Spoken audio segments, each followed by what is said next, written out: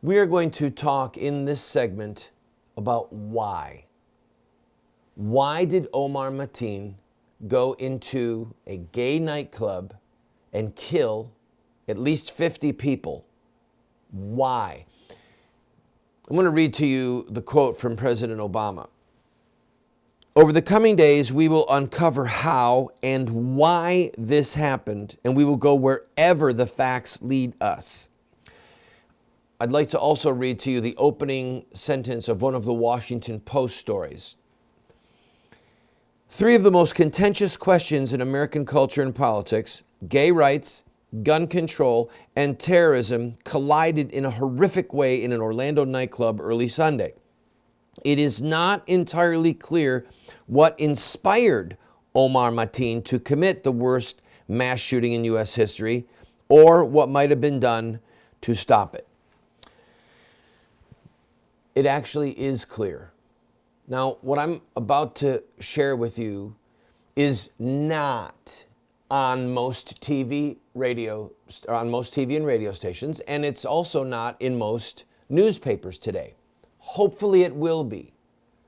One of my missions in doing this segment is to just simply answer the question that President Obama posed. Why? The answer goes back to Muhammad himself. Let me read you just two of many passages where Muhammad called for the death of homosexuals. The Prophet, peace be upon him, said, "If you find anyone doing as Lot's people did, kill the one who does it and the one to whom it is done." We put the reference up there so that you can freeze frame this and you can do your own research. Now, the next passage I'm going to read to you is from Sharia law, okay? Listen to this. The Prophet, Allah bless him and give him peace, said, "Kill the one who sodomizes and the one who lets it be done to him." Now this is look at that reference, Sharia law, Reliance of the Traveler, P, that's not page, that's a reference that they use, P 17.3. In the English translation, it's page number 665. Can we get a tight shot on this, please? This is a copy of the Reliance of the Traveler.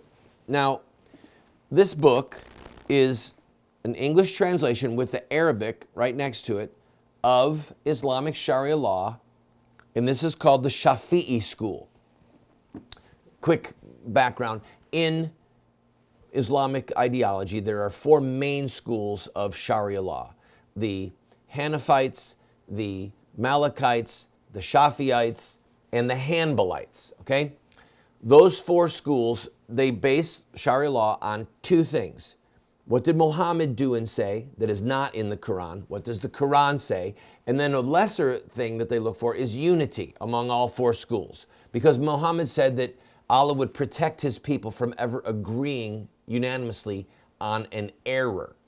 So, for example, all four schools call for the death of apostates. That's why Muslims who leave Islam are killed. It's part of all four schools of Sharia law. All right, this is an English translation. The Reliance of the Traveler is an English translation of the Shafi'i school of Islamic law. That second quote I read to you is from this book. Now,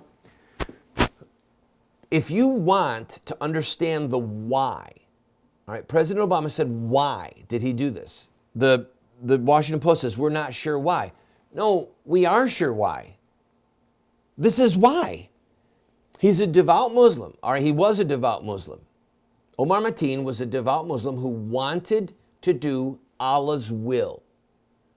And Allah's will is delineated by Muhammad, his words and deeds that are not in the Quran, and the Quran, okay? So this young man is reading this book. This book, all right, in English and in Arabic, calls for the death of homosexuals, and the death decree came from Muhammad himself. Now, I know that this is really disturbing because those of us who our Americans especially, we are taught to think in terms of tolerance concerning other people's religious beliefs. All right? Well, this man had religious beliefs that demanded from him a certain set of actions. And that's where we begin to melt down. Because Obama says we're going to follow this wherever it leads us. Well, we have to ask the question, what if it leads us right to Muhammad? Right to the founder of Islam himself? In other words, what if killing homosexuals is inherent to Islamic ideology? What if this man didn't just, hijack the peaceful religion of Islam, but he's actually living out Muhammad's dream, Muhammad's orders, what Muhammad demanded? When we come back from this break, I want to talk to you about something someone close to me, one of our producers, said that we're not getting this. Already there's this fighting going on about gun rights and the divisiveness, but we need to step back and ask ourselves, what if it was me? What if I was the target? Don't go away, please.